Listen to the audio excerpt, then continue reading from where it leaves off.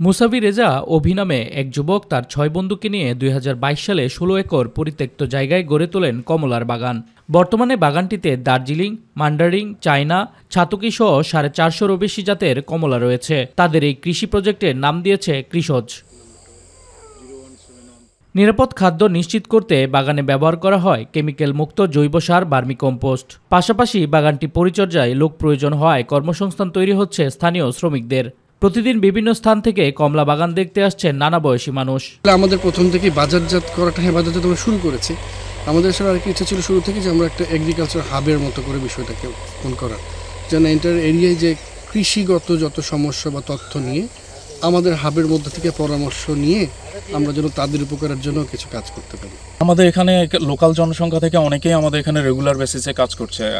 আলহামদুলিল্লাহ, ওনারা অনেকভাবে উপকৃত হচ্ছে এখান থেকে। প্রথম দিকে নানা চ্যালেঞ্জ থাকলেও বর্তমানে এই ৭ বন্ধু এলাকার জন্য হয়ে ওঠে